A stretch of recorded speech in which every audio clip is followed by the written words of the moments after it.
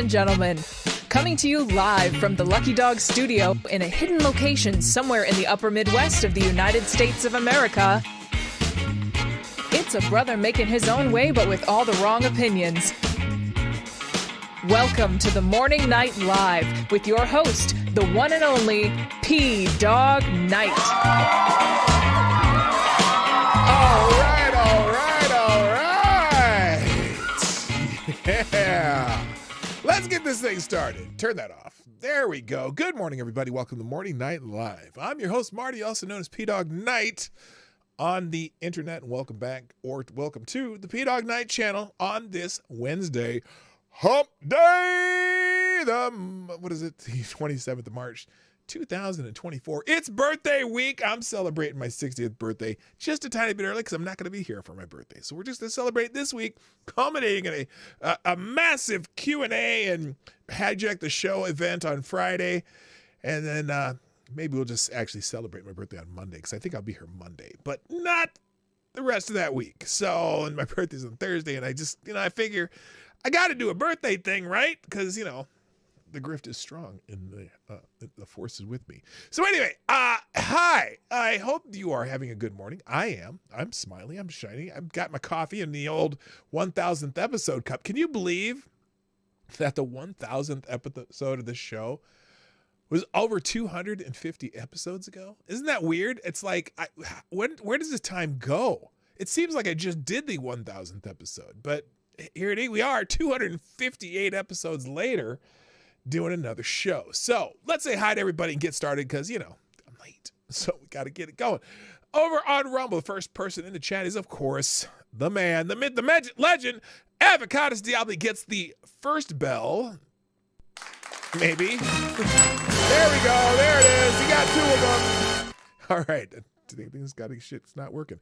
Also, good morning, tall person and Green Badger outdoors. Well, actually just a Green Badger on Rumble because the outdoors probably doesn't fit in the screen. Anyway, good morning to y'all on Rumble. Welcome. Thank you for being here. On YouTube, first in the chat. Uh-oh, what happened here? The hell happened? The hell happened here? Okay, let's fix that. There we go. First in chat on YouTube is also Mr. Avocados Diablo. Good morning. Good morning. Also, good morning, Kara Soldier. Number one is in the house. Tall person. Judah Feed's here. Good morning. Tack Alpaca. Amazing Disgrace. What's up? Will It Forge. Nice to see you here live. I know it's a scheduling thing for you, sir. Also, good morning, Mike Savage. Blarg. And Tyler F. Good morning also, too. JB's in the house. My favorite Canadian Jaeger ponies here. What's up? Good morning also. Mr. Dax. Holy moly. Now that's old home week. Welcome, Mr. Dax. Nice to see you. Sure You Gospel's in the house. Good morning also to, who else? I'm scrolling. Oh, Lord Stanhope's here. Rod Lyon is here. Good morning. And Tribute Liberty. What's up, my brother? Nice to see you. And we have our first donor of the day. From Avocados Diablo, you are the new Streamlabs Superstar sponsor of the day.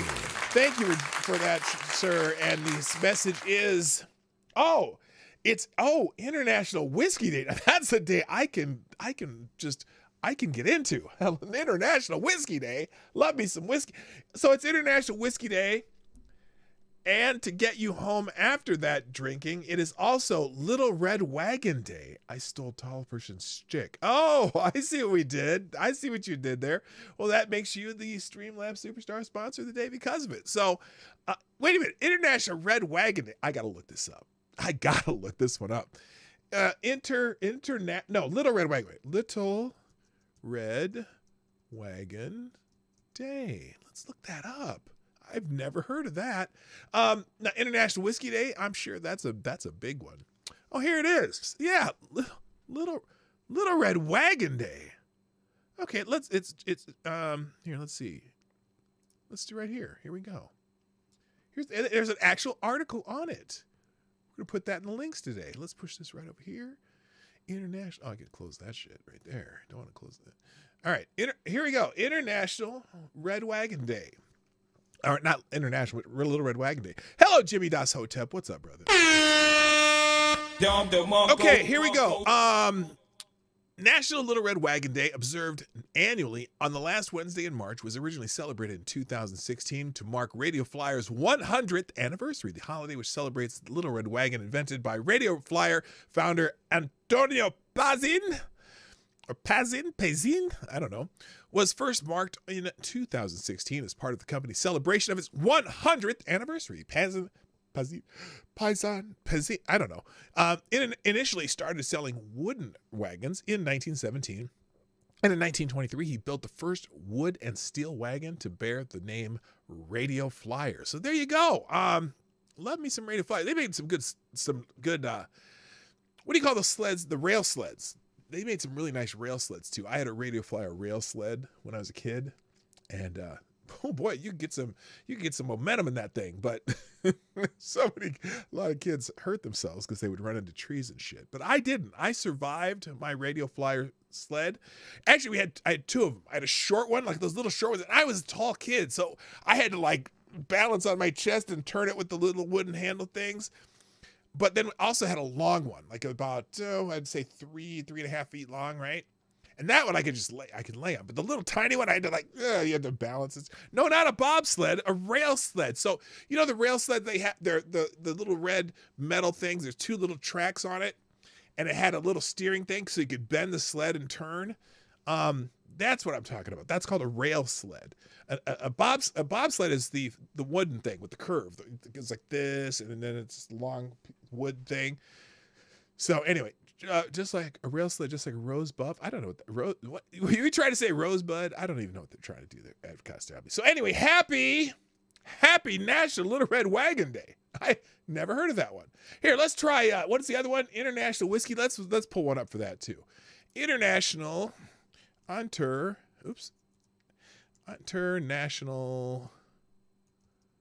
Whiskey Day. Oh, I didn't put the A in international. Hang on. Fix that. Let's look up International Whiskey Day because we needed that one too. All right, here we go. International Whiskey Day. Is there any stories on it? I don't want Wikipedia. I want a news story on it.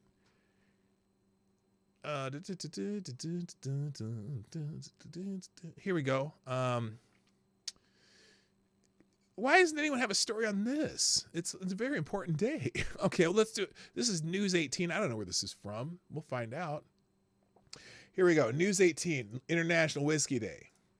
International Whiskey Day 2024, history, myths, benefits, and harmful effects of regular consumption. Harmful? How can whiskey be harmful? It's brown. It's good for you. Hello, Tyre Alexander. Welcome, Tyre Alexander, the gentleman.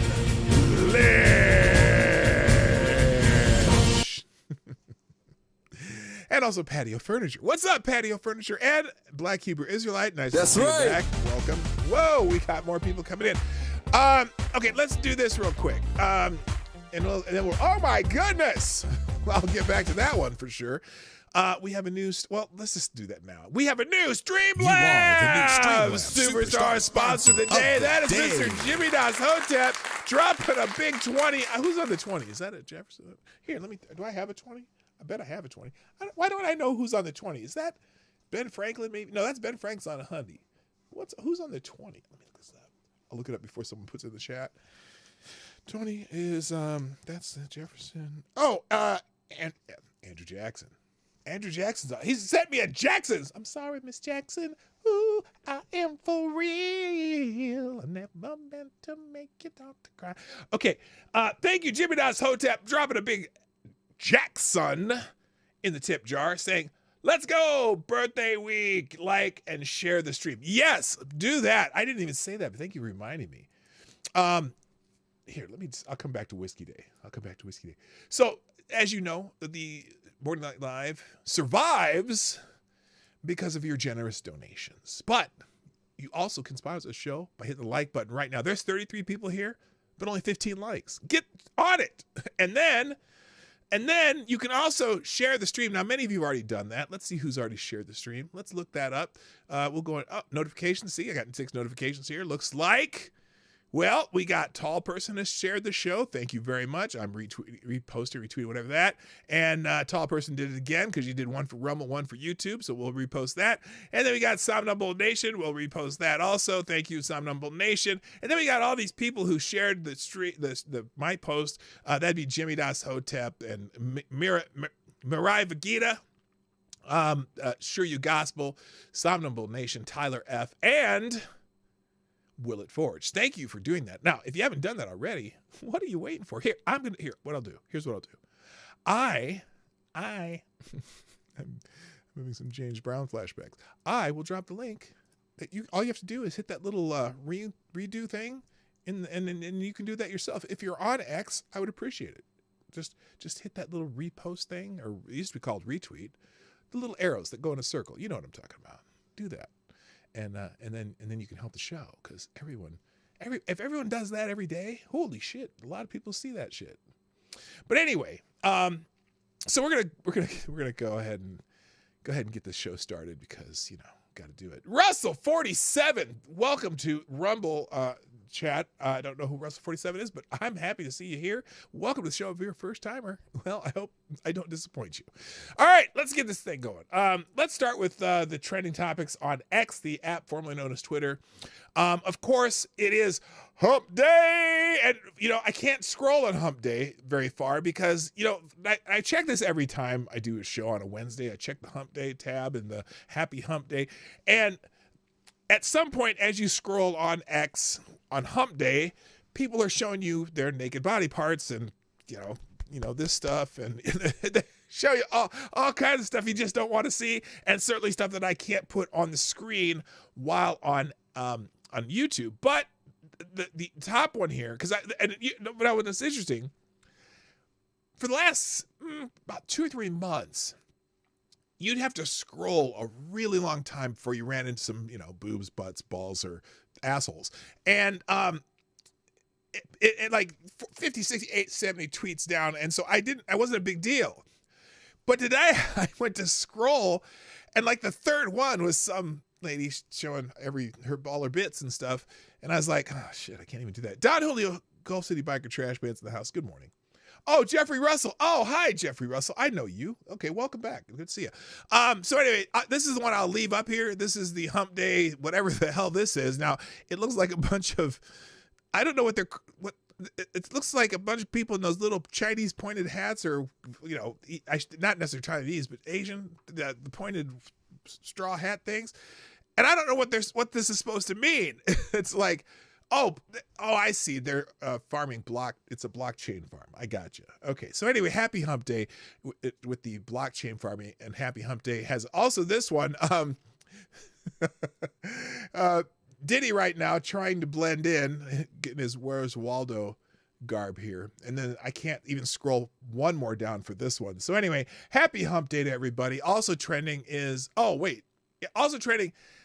Well, Diddy's trending because Diddy. Oh my gosh. I wish I could find the one. There was a really funny meme that was, it had a Mountain Dew bottle, a crying baby, P. Diddy, and then P. Diddy, and then Joe Biden, and then P. Diddy, and a bottle of Mountain Dew. Did you catch that? Did you catch that? Mountain Dew, P. Diddy. Or no, Mountain Dew, crying baby, P. Diddy, Joe Biden, P. Diddy, Mountain Dew. Who wants to translate? Do-a-diddy dum diddy do. It took me a second. I laughed my ass off. It was funny as hell. Anyway, P. Diddy's in trouble. I pulled up a couple of articles because because apparently P. Diddy is Diddy's, whatever the hell his name is, Sean Combs, his legal team has responded to a federal raid at his homes in Los Angeles and Miami. An attorney for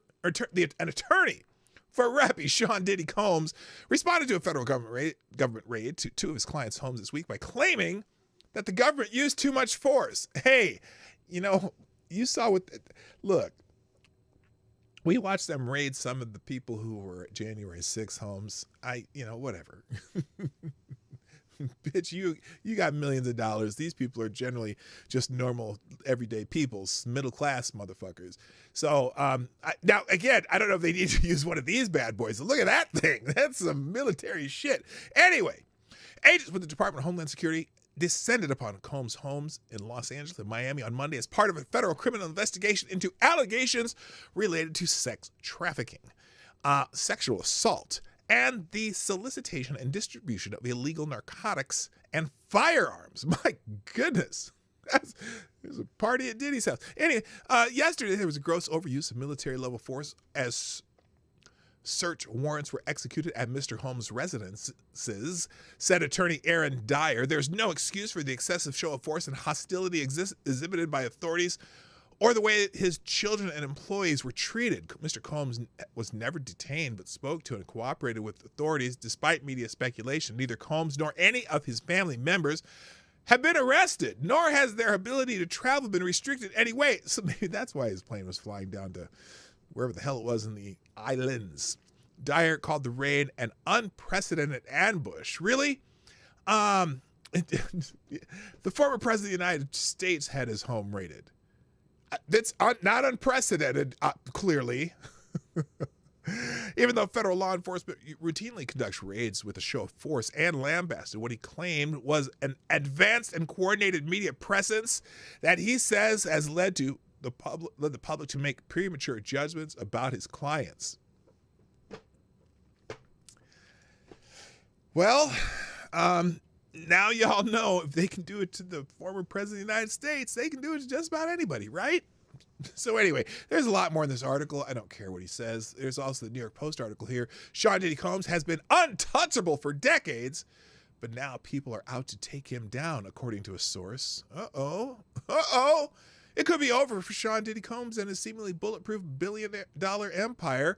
He has a very questionable past that he's been able to control because of his power for a very long time. Derek Parker, who was a detective on the New York Police Department's Rap Intelligence Unit. Wait a minute. The New York Police Department has a Rap Intelligence Unit.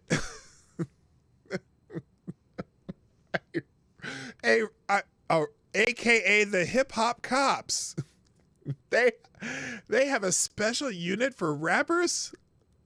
I am dumbfounded right now. I need to take a sip of the of this. Anyway, but it looks like someone is behind this, someone who really wants to destroy his brand and take him down. Parker was referring to Homeland Security agents swarming Combs' homes in Los Angeles and Miami in a TV-style thriller surprise raid. The cross-country invasion was reportedly related to sex trafficking allegations, law enforcement sources told the Post. Meanwhile, a dazed-looking Combs, 54, was seen at the Miami Opa-locka Executive Airport Monday afternoon after his private jet was stopped by the feds on the tarmac, apparently bound for a Caribbean spring break with some of his 7 kids. Excuse me. Around the same time, the entrepreneur alleged drug mule, Brendan Paul, 25, was arrested on suspicion of cocaine and marijuana possession in Miami. Yeah, this is a dude, this kid, I was just reading about him. So this kid, he used to play basketball, I want to say at Syracuse, and then he transferred to some other school. And all of a sudden, he's like Sean Combs' like right-hand man. And no one can understand it. And he got arrested on suspicion of cocaine and marijuana possessions. Now, I don't know. Isn't it marijuana legal in Miami? I couldn't remember. Anyway, it happened almost one day to the month since Rodney Lil Rod Jones, an unfortunate nickname, a former producer and videographer for Diddy, filed an explosive lawsuit claiming the music mogul repeatedly sexually assaulted him from September 2022 to November 2023. So anyway, this is it's an intriguing story. The rest is just, fluff and background in this New York Post story. So I don't, whatever. But yeah, that's what's going on with Diddy. How about you? All right, let's move on. Also trending is the Francis Scott Key Bridge disaster that we talked about extensively yesterday. Whole bunch of new stuff about that, but there is one particular story that popped out in my sphere of existence yesterday that had me laughing a little bit. Because, Joe Biden with his stuttering problem, he has that stuttering problem, right? Well, so apparently Joe Biden stuttered again yesterday because he has a lifelong stutter that supposedly overcame back in, what year was that? When he was at high school? That was long before I was born. Anyway, he has a stuttering problem, right? And it causes him to say things that just are ridiculous. Hello, Sleazy. Welcome back. I know it's been a while. Potentially criminal. Read the whole lawsuit. It's Epstein level stuff. No, I know. I'm in fact, Epstein's trending because of it too. No, it sounds terrible. And I'm surprised they didn't arrest him, but maybe they don't have the evidence yet. But anyway, also good morning, Special Cat Acid. So Joe Biden tells this huge whopper, and it's just because he stutters. So anyway, before 1:30, the container ship Dolly struck the Francis Scott Key Bridge in Baltimore. We all know that story. So Joe Biden has spoken about the incident and is already saying he wants the federal government to bear the cost of rebuilding the bridge. Now that's fascinating. Now I don't know. Anyone know the ins and outs of the city of Baltimore and this bridge? If that is a federal interstate highway bridge, I can see why perchance the federal government would be on the hook for some of it, or at least we'd be rebuilding it. And I don't know why Joe would say that the federal government's going to bear the entire cost, because maybe, now think of it, think about this. This is just me spitballing here. Maybe, just maybe, the shipping company, okay, stay with me. Maybe the shipping company that broke the bridge, the shipping company that broke the bridge should maybe bear some of the cost of rebuilding the bridge, or maybe their insurance or something. I don't know. Our shipping company, the giant tanker, whatever shipping company thinks, do they have insurance of any kind? I don't know. So anyway, back to Joe Biden's whopper though. So anyway, he said, my intention is that He said, my intention is the federal government will pay the entire cost of reconstructing that bridge, he said, and I expect the Congress to support my effort. No, no, look, I could see maybe getting the bridge built again, but I would certainly be going after that shipping company. Whether it's a mechanical failure or not, they should bear a large portion of the cost of building the bridge back up. What's that saying? You broke it, you bought it. There you go. So anyway, he said, but what gets me is the way he tried to connect himself to the tragedy by claiming that he took the train over the bridge many times. This is incredible, though. This sentence here, and I think this is it right here. Listen to this sentence. At about 1:30, a container ship struck the Francis Scott Key Bridge, which I've been over many, many times commuting from the state of Delaware, either on a train or by car. Okay, if you couldn't understand that mumbling, he said at about 1:30, a container ship struck the Francis Scott Key Bridge, which I've been over many, many times commuting from the state of Delaware, either on a train or by car. I've been to Baltimore Harbor many times, and the bridge collapsed, sending several people and vehicles into the water. So here's the problem. Yes, AD, there is no train crossing on that bridge. That isn't just a strictly vehicle, interstate, car, cement place bridge with no tracks. It is not a train bridge. So it's like Joe Biden has to connect himself to everything. And this is just a blatant lie. But wait a minute. Wait a minute. That was just his stutter talking. He was stuttering. See? Hello, Nano. What's up? Let me guess. The shipping company. Oh, gosh, stop it. No, the shipping company's from Singapore, and they had a all Indian, as in call center, not casino, Indian crew. Anyway, cute story, but the Francis Scott Key Bridge doesn't have any tracks on it. Just 2 lanes for car traffic in each direction. So despite what he claims, Biden never once took the train over that bridge.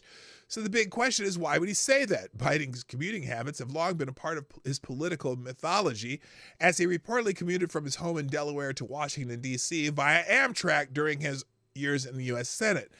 This is CNN, wrote the following puff piece in December 2020 about him and his train track.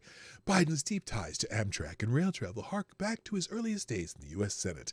After losing his wife and daughter in a car accident in 1972, Biden rode the rails to and from Washington nearly every day to help raise his sons, Hunter and Beau.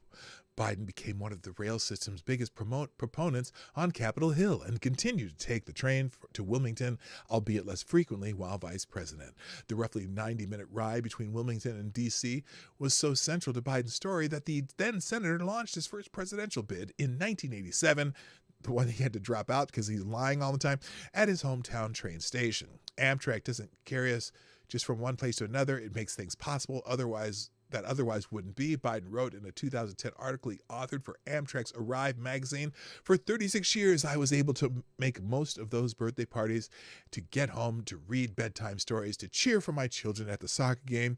Simply put, Amtrak gave me and countless other Americans more time with my family. Yes, it's always so convenient to drive to the train station, park, get on a train, spend an hour and a half on a train, then find a cab or a limo, which he probably had, back and forth to your offices in D.C., and then you get on the train for that hour and a half ride back to Delaware just in time to read the bedtime stories and see the soccer game. Yeah, whatever. So anyway, in truth, okay, and then this guy says, in truth, I wouldn't doubt that he probably crossed the bridge more than once in his life, but his desperate need to insert himself into the tragedy caused him to once again embellish his life story with lies! Lies! Where is it? Where is it? There it is. Why is it working? Why the fuck you lying? Lies! Lies, lies, lies, yeah! Lies! Where is it? You're a lying dog-faced pony soldier. Yeah, that would be Joe Biden, the lying dog-faced pony soldier. So there you go. All right. Well, speaking of the bridge, I had a couple other articles about this. I did a Biden. I had articles. A couple other articles about this. Joe Biden says the government will pay the entire cost of rebuilding the Baltimore Bridge. That's insane. Okay, we already talked. Oh, there's Pete Buttigieg. Yeah, he's saying the U.S. government will pay the entire cost of rebuilding the Francis Scott Key Bridge. Asked if now here's the thing, because I said why isn't the company that you break it, you buy it, isn't the company on the hook for some of this? Asked if the company behind the ship should be held responsible and pay for the repairs, Biden responded, "We're going to pay to get the bridge rebuilt and open." That's all he said. So he did not say how much it would cost. He has no idea. Probably these days $1 billion to build one bridge, and it'll probably take 7 years. You know how things go now. And then he said he spoke with the Secretary of Transportation, Pete Buttigieg, and told him, we're going to spend all the federal resources they need as we respond to this emergency. I mean, all the federal resources that we're going to rebuild the port together. Now, I am dumbfounded by this. Did he have the same response when it came to East Palestine? Like, was he so resolute? I bet you if Joe Biden shows up there in the next couple days, I think the people in Ohio are going to be fucking pissed.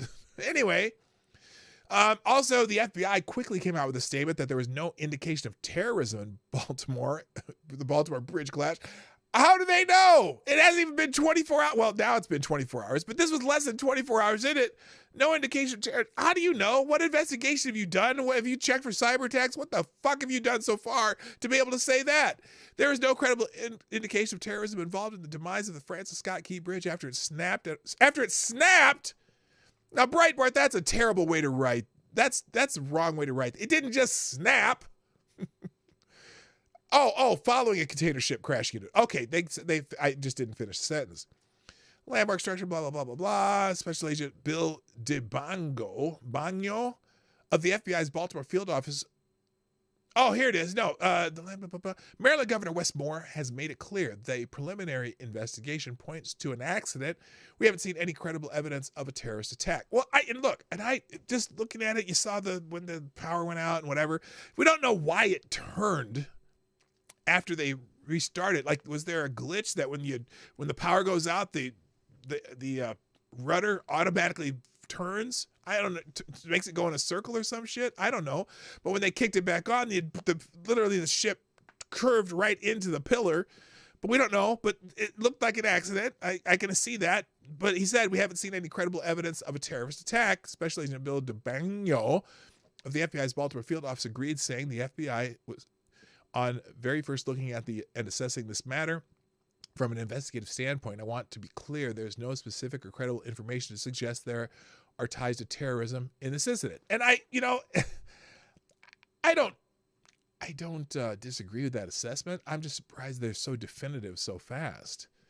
The FBI has been part of the response from the beginning. We will bring whatever resources that the FBI has to bear.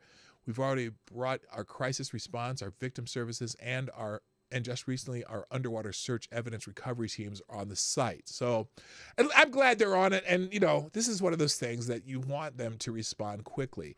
And then finally in the Daily Wire, in the water. Yeah, there's things in the water. 8 people were on the Baltimore Bridge at the time of collapse. Ship issued a mayday before the collision, according to authorities. They said 2 of the 8 people had been accounted for as emergency responders, including dive teams, continue their search and rescue operation for at least 6 others. Remember, when we were watching the video of it yesterday, there was a construction crew. You could see their lights flashing on the bridge. There's like 4 or 5 vehicles. And I was like, oh, my God, those guys are toast. But one of them survived 2 of them survived. One of them is in critical condition. One, I don't know if the one is the one that they said one's in critical condition. One had no injuries after that. How? It's like a miracle, a miracle. You know what I mean? So anyway, that's everything on the bridge. Also trending on X, East Palestine, because people are kind of comparing this to what happened in East Palestine. The FBI is present in this Francis Scott Key Bridge. However, they were absent for the train derailment in East Palestine, Ohio, and Maui, Hawaii, when those fires destroyed the place into oblivion. The point is, why would the FBI be there if they claim it wasn't a terror attack? Well, maybe because they had a field office right there. I don't know if there's a field office of the FBI in East Palestine, but it is a good question, I guess. I mean, well, and also because this looked like it could possibly be something nefarious, even though they don't have any evidence of it being so. But it's funny because and people are saying, he said the people of Baltimore can count on us to stick with them every step of the way until the port is reopened and Francis Scott Key Bridge is rebuilt. We're not leaving until it's done.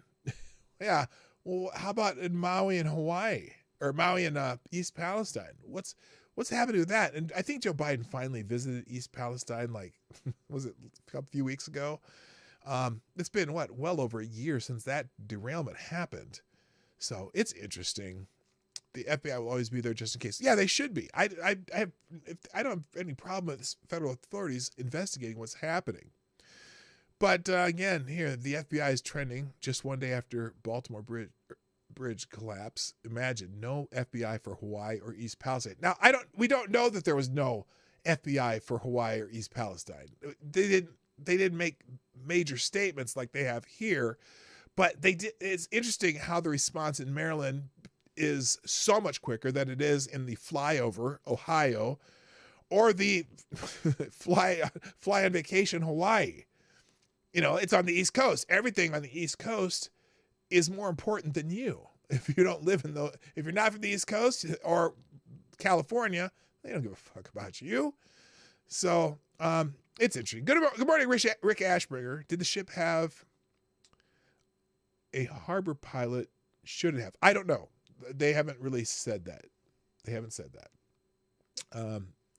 So anyway, all right, moving on. Singapore. Okay, so a lot of things are trending because of this. Singapore, because the ship was from Singapore. The owner-operator Grace Ocean Pte. Limited, based out of Singapore, owes us a bridge and restitution to the families that lost loved ones. Not a single penny of U.S. taxpayer dollars should go into repairing this tragedy, period. Let's see how our sham of a government handles it. Who is this? Royce? Oh, I thought it was Royce White. It's not. But, yeah, why is it the question, Singapore's trending, why isn't Singapore paying for it? Why isn't the shipping company paying for it? Why isn't their insurance covering it? I grant it, they got to build the bridge as soon as they can. So I can see why maybe the upfront costs are in Washington, but somebody else should be on the hook for this. Also, Pete Buttigieg is trending for this. People are bitching out Pete. Look, I think that's misguided. I think it's misguided to blame this on Pete Buttigieg. But I would interesting to see how he handles the situation from here forward. Now, this is interesting. Someone said something about, because he's worried about racist highway construction. Transportation Secretary Pete Buttigieg apparently loses his mind, says certain elements of road construction, like an underpass, were designed too low for a bus full of Black and Puerto Rican children due to racism. What? Wait, when was this? This is not recent, but this is why you worry about Pete Buttigieg. If an underpass was constructed such that a bus carrying mostly Black and Puerto Rican kids to a beach, or there would have been in wait. New York was designed too low for it to pass by, that obviously reflects racism that went into those design choices. Wait. It just sounds funny. If a bus wait a minute, let's listen to this again. If an underpass was constructed such that a bus carrying mostly Black and Puerto Rican kids to a beach, or there would have been in New York, was designed too low for it to pass by.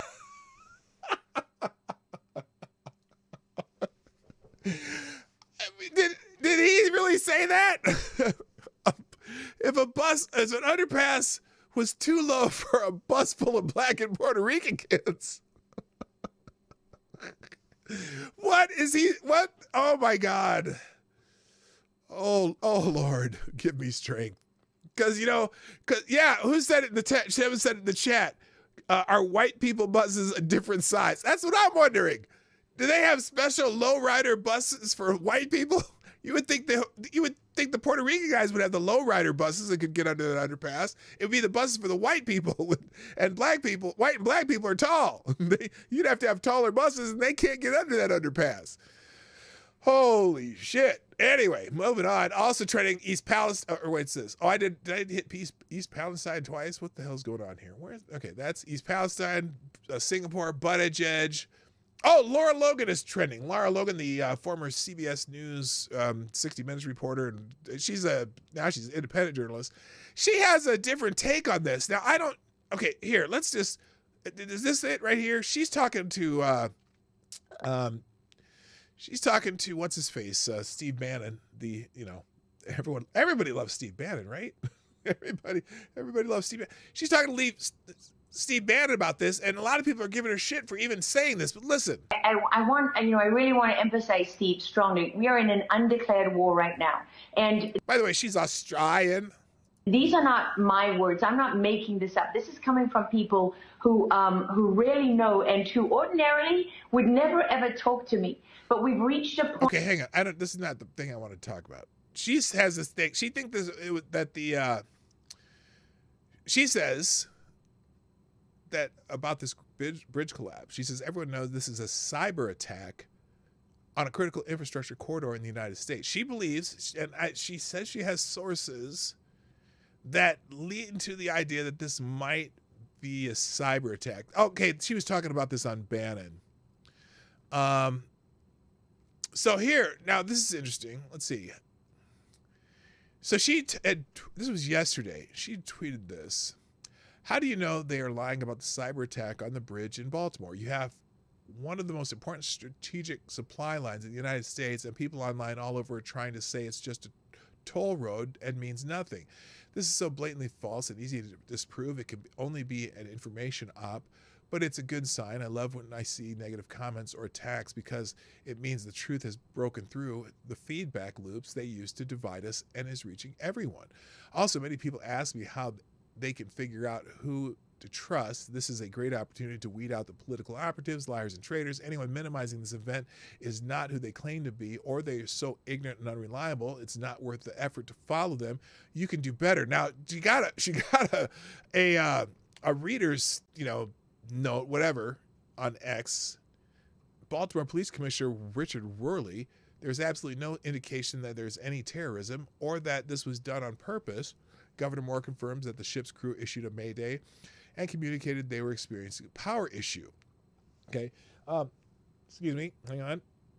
Well, it'll come out eventually. So, but then she added on that, she said, please note the context, quote unquote, added to my post refers to an explosion.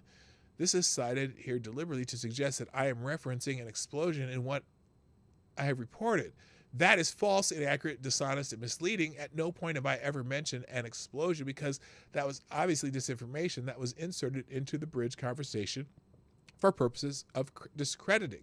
I did not take the bait, so they tried to tar me with the same brush anyway, and the morons pushing the nonsense that this is insignificant are lying to you. So anyway, she believes there was a cyber attack on the ship that would have caused that the power outage, and she's talking about it everywhere she can. And I always have trouble with Laura Logan because she's really kind of hard to look at. I'm just kidding. All right, so anyway, that's why she is trending. Oops, wait, that's not what I want to do. Let's put that back where it was. There we go. So that you can find her musings in that particular link. And again, all these links will be in the show at the end of the show in the one tab link that I put in the chat, and on YouTube and Rumble in the descriptions, and on Discord. So follow me any of those places and you will find these links as you need them. Epstein is trending. Mainly people are talking about Epstein because of the P. Diddy thing, but also because it's weird how Prince Andrew was hanging out with Epstein, then King Charles with Jimmy Sevilla, whatever that guy is, the comedian, and now Prince Harry is named as a visitor to disgraced rapper Sean P. Diddy Combs. Now, let's just say, his Sean P. Diddy Combs elitist sex parties. Apparently, Sean was having sex parties too, and so someone says, while these cockroaches were telling everyone to stay home and get vaccinated, they were out having sex with children. Okay, that's speculative. We don't know for sure. But anyway, so there you go. Also trending is Bibles. Now, I don't know if you haven't, now I know some of you probably already know why Bibles might be trending, but I didn't. And I sort of got, I saw it and I was like, I couldn't believe it. I was laughing. Apparently the former president of the United States, former president of the United States, the guy with the funny hair, is suddenly selling Bibles.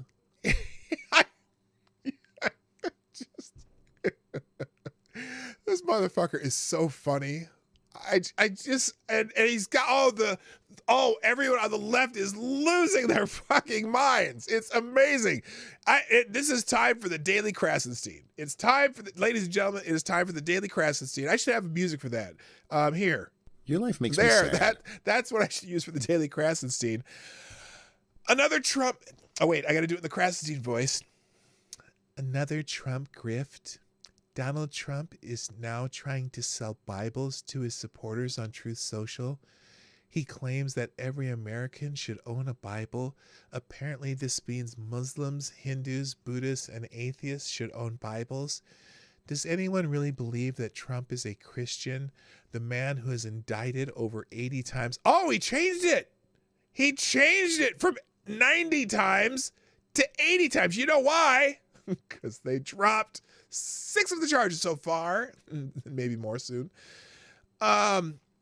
Does anyone believe Trump supporters? The man who is indicted over 80 times and who cheated on multiple wives, including one with a porn star, certainly didn't act like one. Do people really believe this stuff? No, and I don't give a fuck. And he's selling these Lee Greenwood Bibles. They're God Bless the USA covered Bibles, whatever. And I just think it's because he knows the reaction he's gonna get. You know, he's there's a thing about him not spending a lot of money in these swing states as far as running for president. And I got to tell you, well, no, Nano, Ed and Brian are not homosexuals, at least not officially. So I don't have to use a complete homosexual voice. I just have to use their voices, and that's how they both talk. It's that they talk like this and this and that. And they talk like a 13-year-old girl, but in a male high-pitched voice. So that's what I was doing. Anyway, this is great. Because only Donald Trump can piss them off so much. He doesn't need to campaign anywhere because he manipulates their asses into talking about him all the fucking time. And so he's got, Liz Cheney's talking about Happy Holy Week, Donald. Instead of selling Bibles, you should probably buy one and read it, including Exodus 20:14. Whatever. Liz Cheney, you got you talking about it. Amy Klobuchar is talking about it. She's having a meltdown. Amy Klobuchar here. Let's listen to my senator from the state of Minnesota talk about Donald Trump selling Bibles. I haven't even listened to it, but here we go. And I'm sure I'm going to have some commentary on it. But this is my United States senator, one of the two, who I'd really like to replace. Anyway, Amy Klobuchar, ladies and gentlemen.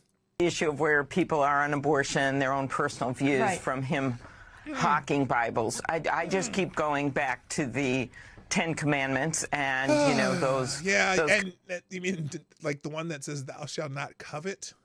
I bet you don't know that one very well. Commandments about keeping the Sabbath holy as we approach the Easter weekend. The commandments about not using the Lord's name in vain.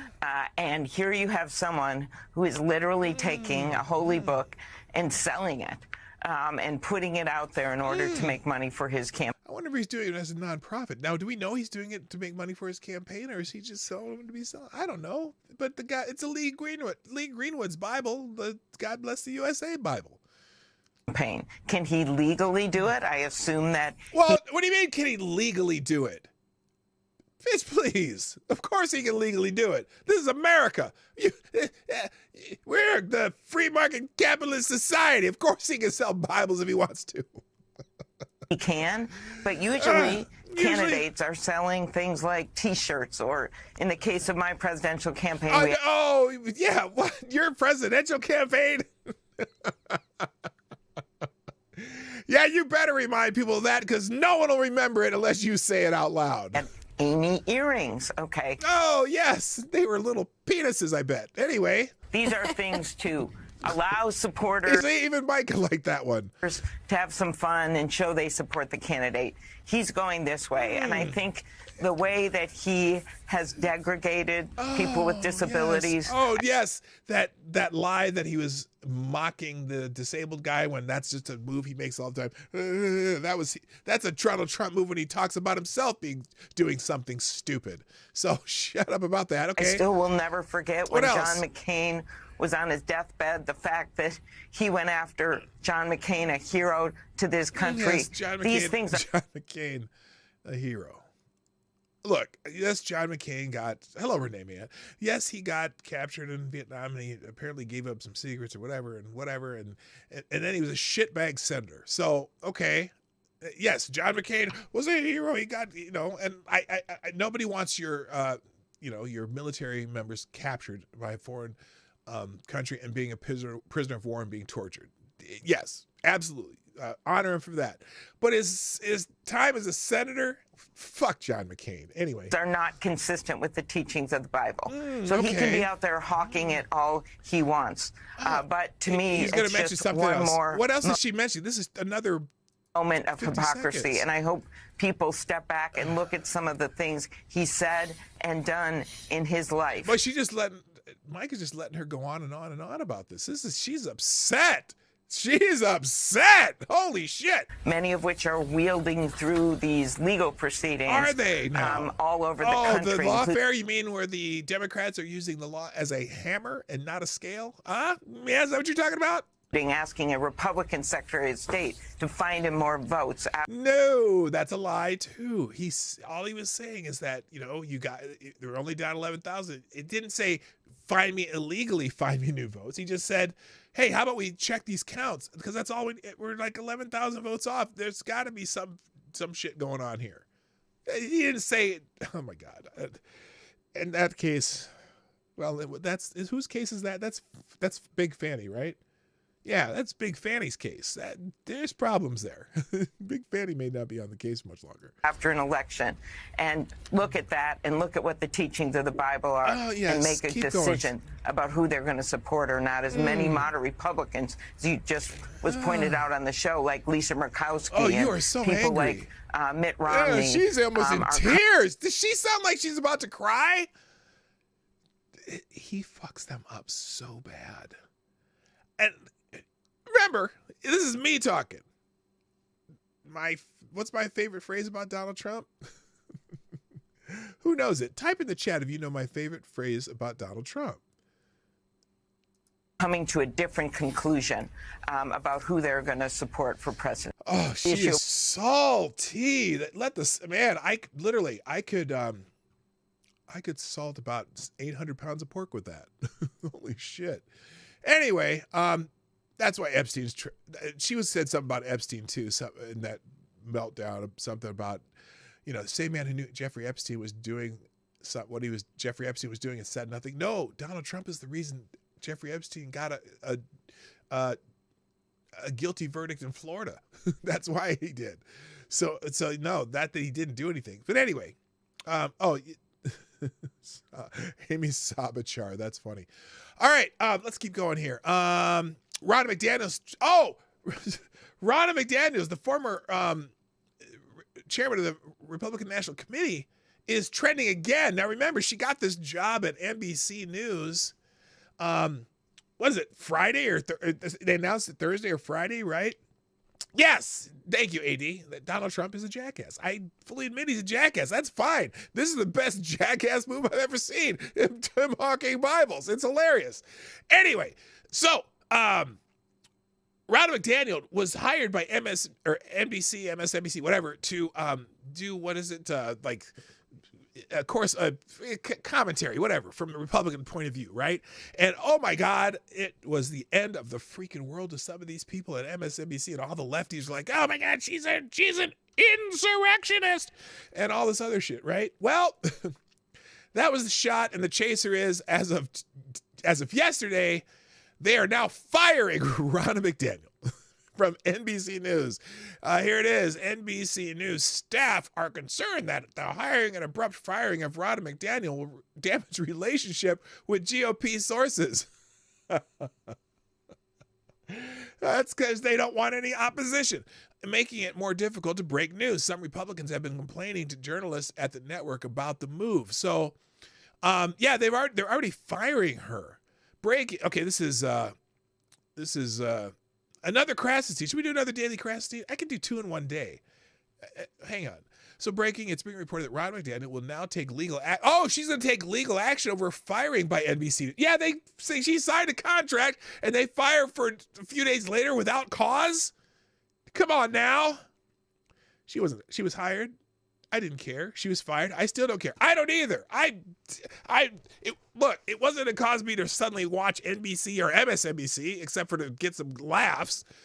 But she is now talking about legal action. McDaniel, who was hired and then fired after several MSNBC hosts voiced their outrage after she got the job with NBC, is reportedly going to sue for defamation, which she reportedly believes led to mental distress. What do you mean she believes? It would be some... Holy shit. What do you mean? She reportedly believes led to mental distress. Personally, I think NBC should have kept her on, even though she pushed lies on the American people about the election. That doesn't mean she shouldn't have her voice. My God, Ed. Ed playing sensible guy again. With that said, I also think that a lawsuit here is ridiculous. No. If they had a contract and they breached it for no cause whatsoever, just because some hosts complained, then she probably has grounds for monetary damages.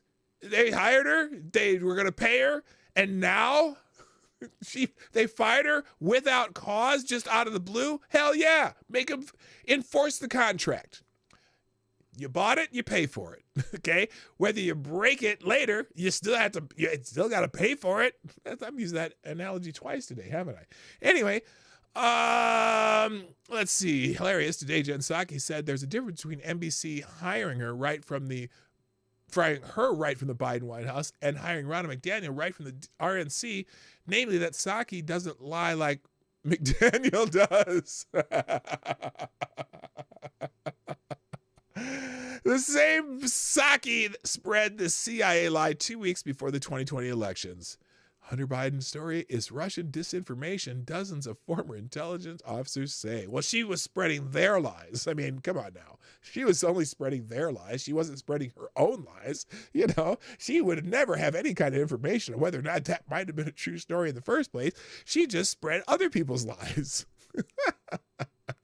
Anyway, poor liar Jen Psaki doesn't like to be compared to Ronna McDaniel because look, these assholes often get obviously like all those intelligence people that got hired by the networks after they left their place, like John Brennan and all those fuckers. It's the incestuous relationship between the media and anyone who spends time in Washington is pretty screwed up. Good morning, Reaction Puerto Rico, you lovely island of tropical breezes. Good morning, sir. How you doing, brother, my friend? So anyway, that's why Ronna McDaniel's trending. And then there's an article here, NBC's most insufferable nagging host saved democracy by blowing up Ronna McDaniel's contract. Again, she had a contract, and she didn't get fired for anything other than people bitching about her, okay? So anyway, here's what NBC's news brand gained by hiring former Republican National Committee Chairwoman Ronna McDaniel. Nothing. And here's what the NBC news brand lost by reportedly firing her less than a week later. Nothing. Except a lawsuit. Some congratulations should probably go to the corny hosts and anchors at NBC and its cable news arm MSDNC, though. Their on-air tantrums over McDaniel's ephemeral employment are why she's now out of a $300,000 contract. Holy shit! I hope they're buying it out. And then she's saying defamation. That's even better. But surely they will have to pay her $300,000 contract. I mean, literally 48 hours. Oh, and now they get to spend another 40 hours patting each other on the back for having once again fought off fascism. Yes, they have defeated fascism in one fell swoop. Is it fell swoop or foul swoop? Either way, it's foul. Okay? Anyway, you can read the rest of that article yourself. I don't need to go there. Because I got to get to the main topic today, and I may never get there. Tulsi Gabbard's trending. Apparently, there's some people pushing the idea that she could be vice presidential candidate for Donald Trump. Please, no. I mean, I like Tulsi Gabbard. I like her newfound love for America, which actually she's always loved America. Look, I am extremely wary of Tulsi Gabbard because she was a Bernie bro. Now, the fact that she can, I appreciate the fact that she can see the so-called anti-fascist fascists that the Democratic Party has become. See what I did there? And but I no, I know it's one fell swoop, but I like saying one foul swoop because that was foul. Tiffany Justice, all this talk about Tulsi for VP. Has anybody been to Hawaii lately? Does anyone understand how that state works? Some of the most far left progressive policies like Gender Equality Act have come from Hawaii. Absolute craziness. Yeah, I have no interest in having Tulsi Gabbard be our vice president. Here it is. want to remind everybody that Tulsi Gabbard did not vote no on impeachment with the Republicans. She's not one of us, and Trump knows that. Therefore, the chances of being VP are slim and none. And Slim just left the building. But, she's fun to look at, though. She's interesting. Anyway, no, hell no. Idaho's trending. Apparently, there was a racist incident in Idaho, and so Idaho's trending. Apparently, the Utah women's basketball team were out somewhere in Coeur d'Alene, Idaho, and someone threw some racial slurs at them. They were there to play in the women's NCAA tournament. And apparently Gonzaga was hosting. And so there was a third party. Oh, now there's a hate crime complaint. The third party who filed the hate crime complaint in Coeur d'Alene, Idaho, is named Robert Moyer. According to police records, he is one of the main financial donors for a university basketball team from Utah. When asked about this third party, Tony Stewart lied, stating Moyer had no affiliation with the basketball teams. Why is Tony lying to the media? I don't know. This is the Ohio Tribune. Apparently, this is falling apart. There's some desperate gaslighting. Okay, I don't know what this means. So anyway, for whatever reason, this person's filing a third-party hate crime complaint, which, first of all, there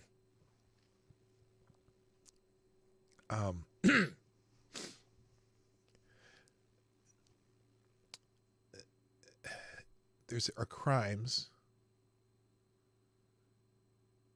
and whether it's about what you think, I don't give a shit.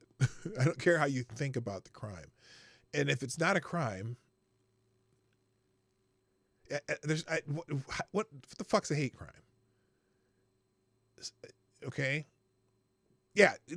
AD, perfect. Yelling slurs make you a dick, but not a criminal. So anyway, so if you want to watch the video, it's kind of long, so I don't want to, I got other things to get to. But there's a big hubbub about this. And apparently now the press conference on the racism at the University of Utah women's team experience in CDA was disrupted by Dave Riley of the Idaho Freedom Foundation. So this is the guy who's filing a lawsuit. But here's the other problem. So I think there's like 2 black women on the Utah women's basketball team. And so apparently someone yelled some racial slurs at them. But there are black women on Gonzaga's team too. Now I'm curious if the women at Gonzaga experience the same thing. I don't know. Because there are black women on Gonzaga's team now. So a lot of people, I don't know why lots of things going on here. It's official Idaho. And then, but some people are mad because Idaho has banned diversity statements across state government. I'm proud to sign this bill and ensure Idahoans are hired or accepted into college based on merit and hard work. Because a lot of colleges now require you to write, like, how you had to write a college essay. Well, a lot of them require you to write a diversity statement. And I don't know what that is. It's silly. But anyway, let's move on. So here it is. TMZ says, Utah Utes called N-word racial hate crimes at NCAA tourney, a head coach says.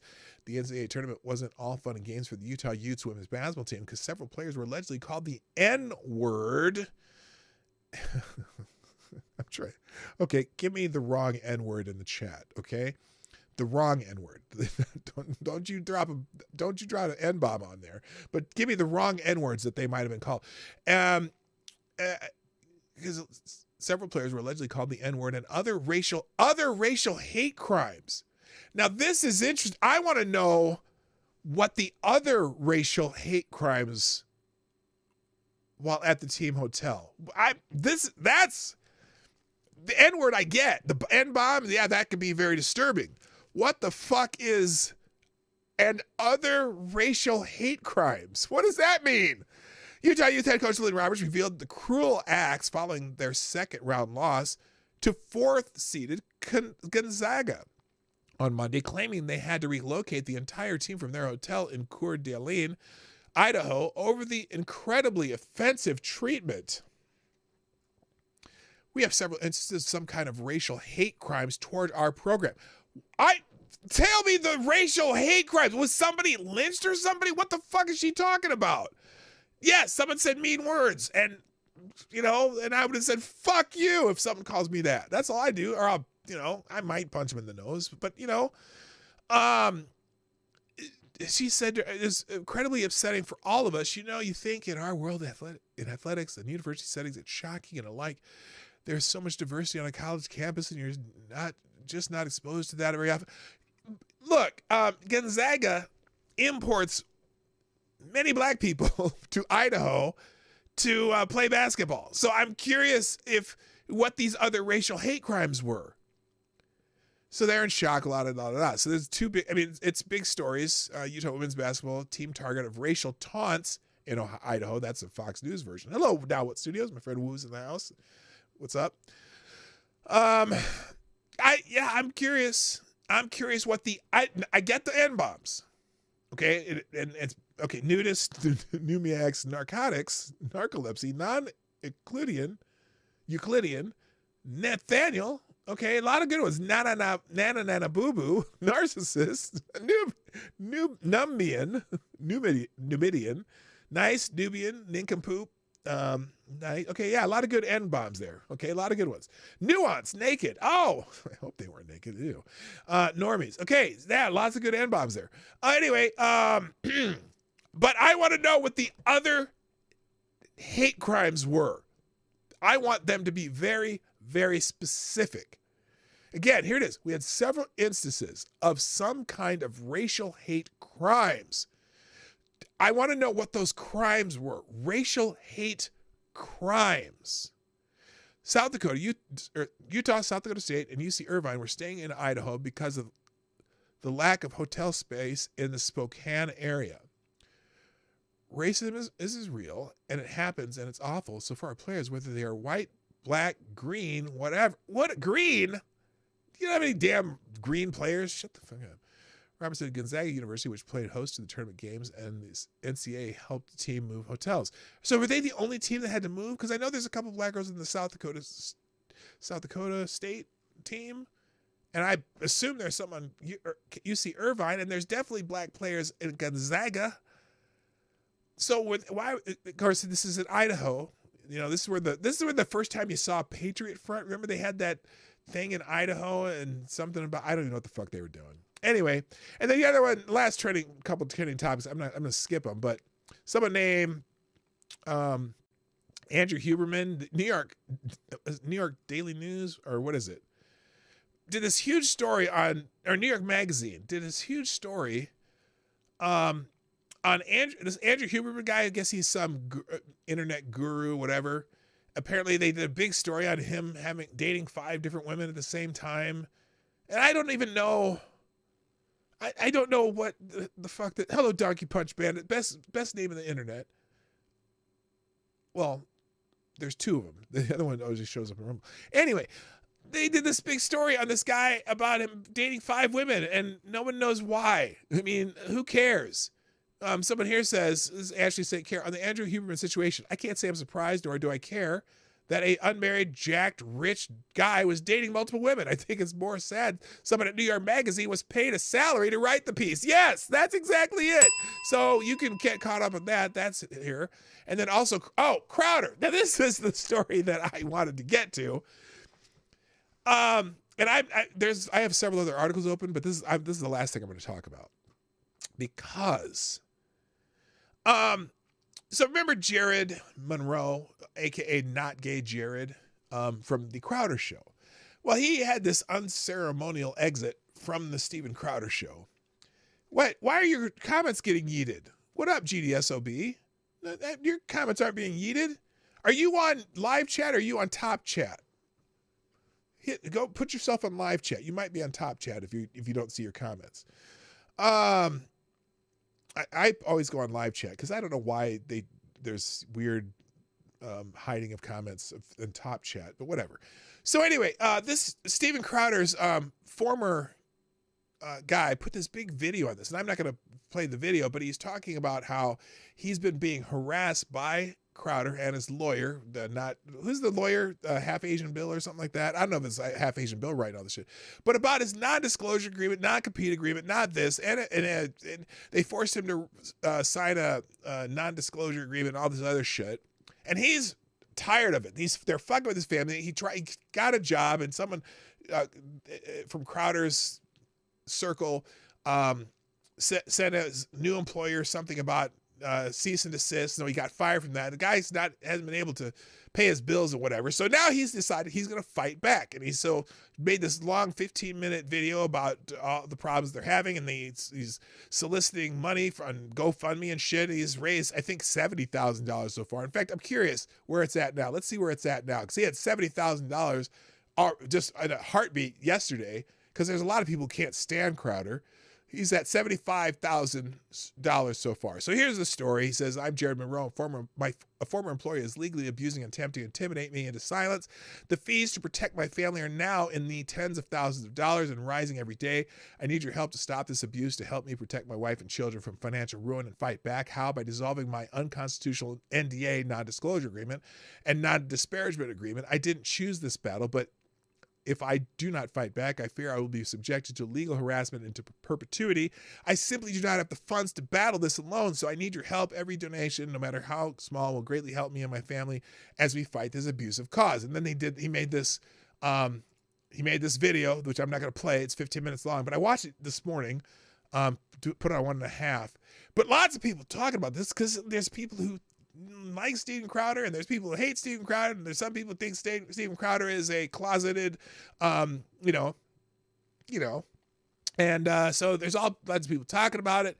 Ariana Jacobs said, I just dropped a leaked Steven Crowder and Daily Wire deal on my show yesterday. You see, last year, Crowder made a plea to conservative creators, do not sign exploitative contracts, and now Jared Monroe drops a bombshell about the reality of Crowder's creator promises.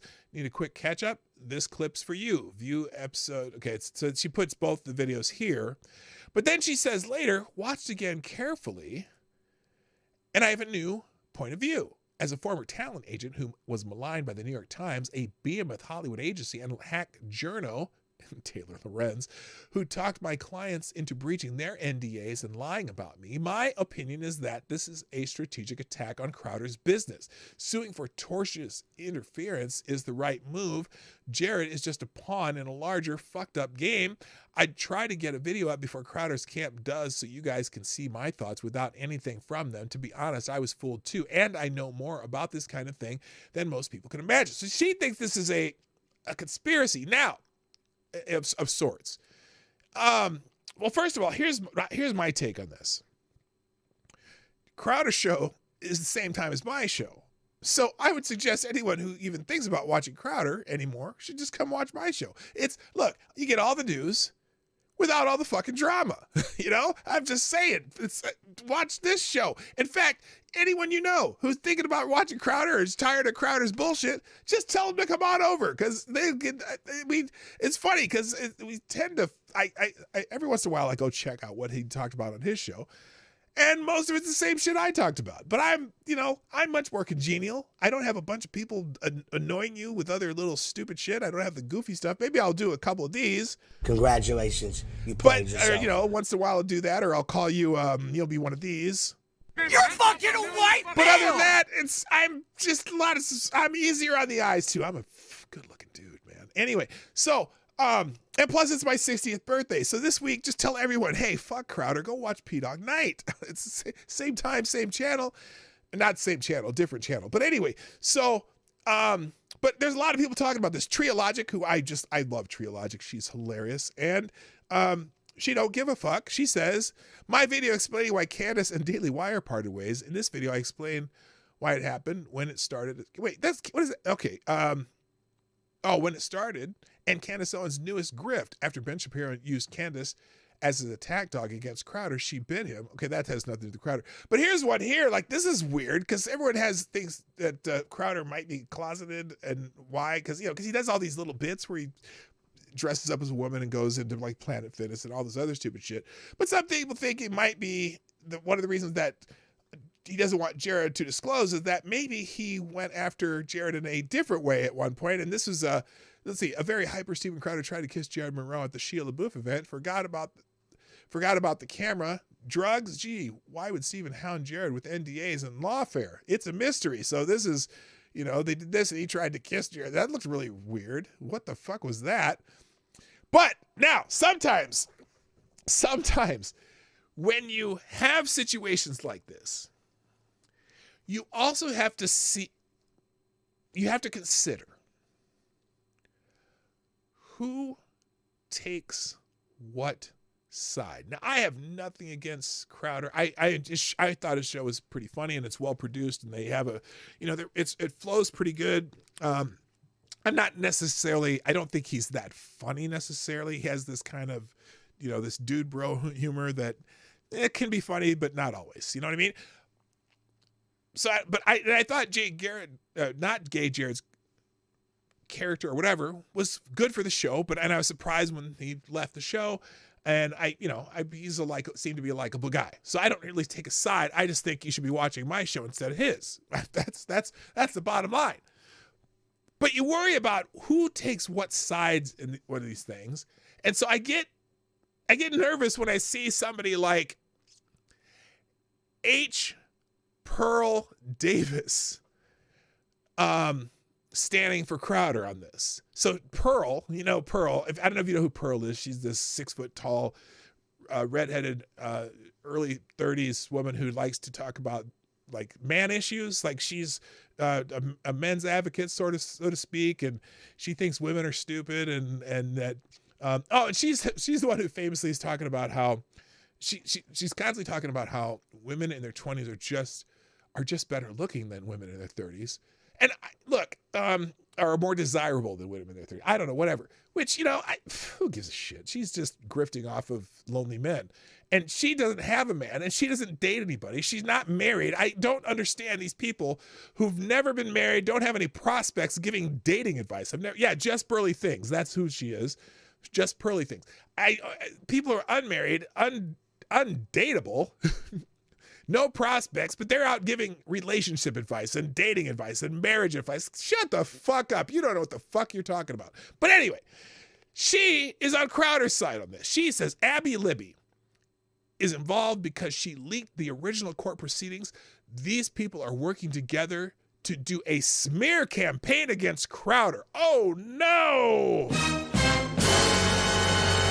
I will be the bad guy for pointing this out. She's dropped a couple different things in here from legal filings or whatever. And Abby Libby says, I can finally say what I have not been able to say for years. She's also she's the other person who got fired from Crowder that Jared doesn't mention by name, but saying that there's other people who have these same issues with Steven Crowder. She says, I finally can say what I have not been able to say for 2 years. I knew the same person who is harming Jared has done the same to other employees, including a member of my family. Every tweet I've ever tweeted against this man has been personal. He fucked with my family and silenced us. Hashtag free Jared Monroe, free them all. Okay. So Pearl is very upset with Abby Libby, but Abby Libby is also anti-Crowder. Also, again, here's Trio Logic. See, I told you Crowder likes ding-a-lings. Crowder can't help himself. Justice for Hillary and Jared. Oh, Hillary, that's, is that Hillary Libby? I don't know. But yeah, so she put that up there. Now, Cernovich, again,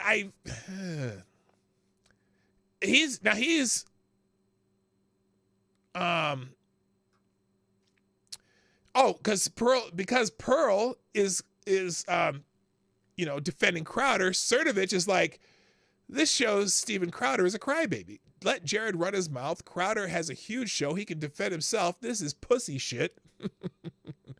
And then Candace Owens is in this.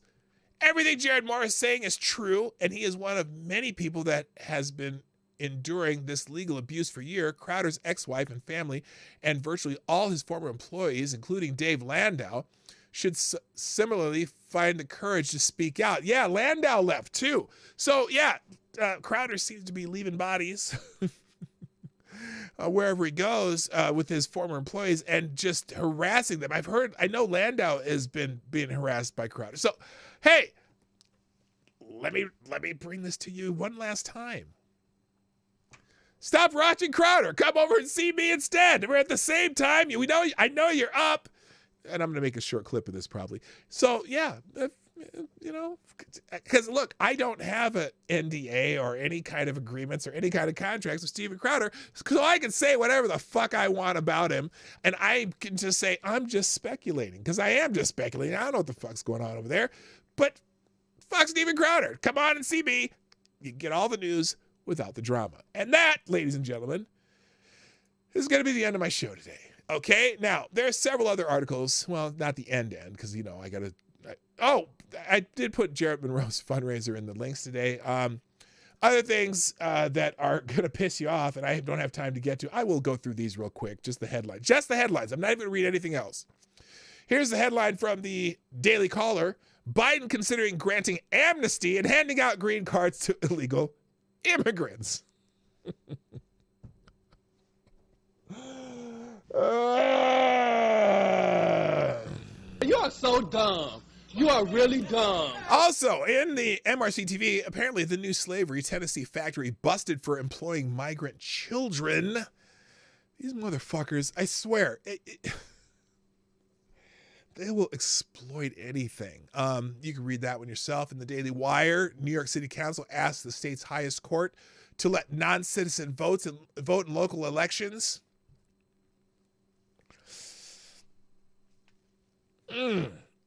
Really? How does Mayor Adams feel about that? The law was struck down as unconstitutional by a lower court. In Breitbart, this is the immigrant section, or the illegal border crosser section.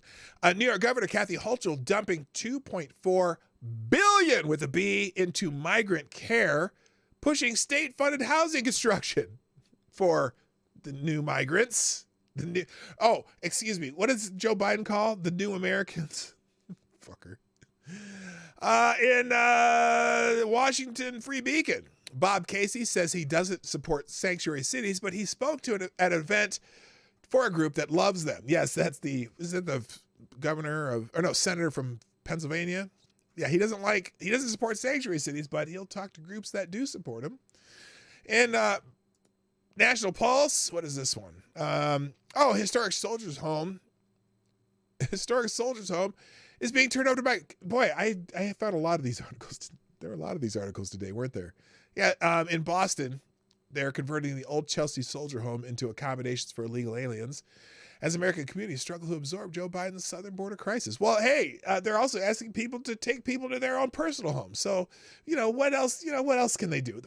Maybe they'll just empty a hospital and let them go in there, and then they'll empty out the orphanage and put migrants in the orphanage, and then they'll go to the nunnery, the convent, and kick all the nuns out and put them in there too. So just put them everywhere, and then just, because the Great Replacement Theory is not real. No, it's not that they're going to replace white people.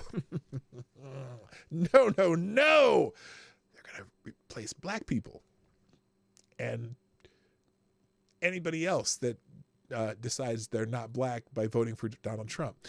PJ Media, what the hell? There's too many. Those things pop up. The DOJ has moved to drop a lawsuit against Dish. Why? Well, because the Dish Network gave a donation to the Biden campaign. The great thing about America is the right people can buy all of the justice they can afford. And if you can afford $113,000 in justice, there's no end to what you can accomplish. For instance, last week, the Department of Justice dismissed a $3.3 billion with a B dollar lawsuit against Dish Network. Coincidentally, toward the end of last year, Dish Network founder Charlie Ergen and his wife donated just over $113,000 to the Biden-Harris campaign. So, bye-bye lawsuit. You fuckers. I hate you people, man. Daily Caller, feds reportedly probe transaction linked to Joe Biden's brother in connection with the criminal investigation. Oh, shocker. In Breitbart, Judge Merchant put a gag order on Donald Trump in the New York criminal case. This is the one that, what's that dude's name? not Alvin Bragg, the Alvin Bragg case where they decided to bend the law. They're gonna enforce federal law in the Manhattan District Attorney's Office. Now, why does that make sense? It doesn't. And that's why it should be thrown out, because the Fed is not charging him with the crime that the Manhattan District Attorney is. Go figure. In Federalist, New York fraud judgment against Trump is so bad, even his biggest critics aren't defending it. I haven't read this one. I just saw it here. Who are some of his biggest critics that aren't defending it? I don't know. You can read it yourself, though. In Legal Insurrection, there is an article called Missouri AG Files Petition to Force Media Matters to Comply with Civil Investigative Demand. Yeah, they're suing Media Matters for interfering with X in particular, for interfering with their advertising relationships. In Breitbart, there's Korean Jean-Pierre. We'll come back to that. Has a meltdown and hangs up shortly after a radio host asks if Biden has dementia. It's how long is this? When I told a number of people that I was talking, it's 2 minutes, but you can listen to it. It's pretty funny. Legal Insurrection again. More California restaurants are slashing jobs and halt hiring ahead of a minimum wage hike. So they have a new special minimum wage for fast food restaurants in California. I think it's like $20 an hour. Even more California restaurants laid off people before the $20 minimum wage hike in April. California hasn't learned anything when it raised the minimum wage in 2019. Pizza Hut has already slashed 1,800 delivery drivers in December. And they just give several examples. But hey, when you're paying $31 for a McNugget, they'll figure it out. New York Post, twin horrors, another deadly blow to New York City, the city that already doesn't feel safe. Apparently, this guy pushed a guy off a subway platform and killed somebody. And then also there was the murder of a young police officer during a routine traffic stop. So New Yorkers are not feeling any safer. Now, look, my wife just went to New York. They went to some shows in Broadway and was in Times Square. Didn't have any problems, but there are issues, and they got to fix them. And maybe they could get some actual prosecutors in New York. And also, this have 3 crime stories. Boys 7 and 12 stab a woman nearly to death, and their mom calls it a mistake. A Texas mom wants you to know her sons are very sorry for stabbing a woman and sending her to the hospital in critical condition because, everyone makes mistakes. It's unbelievable. And in the Daily Caller, Los Angeles grapples with budget crisis, public safety concerns as residents flee in drove. Yeah, people are leaving California, but especially Los Angeles. And, there's a story about that. And the last one here, I already did that one. It's okay. So that's it. All right. So now it is really the end of the show, ladies and gentlemen. Thank you for joining me today on the Morning Night Live on birthday week. Thank you to our sponsors today, Mr. Jimmy Das Hotep and Avocados Diabli, dropping some greenery in the tip jar. Appreciate it. And we're still trying to hit our goal by next Thursday of 500. We'll never get there, but that's okay. Thank you for joining me today. I hope you have a wonderful day yourself. I got to go. My name is P Dog Night. And I'm out of here. I'll drop those links in the chat in just a moment. Bye-bye. Hey, this is P Dog Night, and thank you for watching today on the P Dog Night channel. If you have an observation or remark you'd like to make about this video or my channel, I absolutely welcome you to write it in the comment section down below. I really look forward to hearing from you. And before you go, if you like what you saw but you're not already subscribed, please make sure you hit the subscribe button and definitely click that bell that pops up afterwards so you'll be notified when I post new videos or when we go live. I broadcast my live show, The Morning Night Live, Monday through Friday at 10 o'clock Eastern, 9 o'clock Central. A special thank you to all the supporters of this channel who share our videos on social media and who make donations through Streamlabs, YouTube, Venmo, and Cash App, which are all linked in the description down below. Thanks again, and until next time, I'm P Dog Night, and I'm out of here.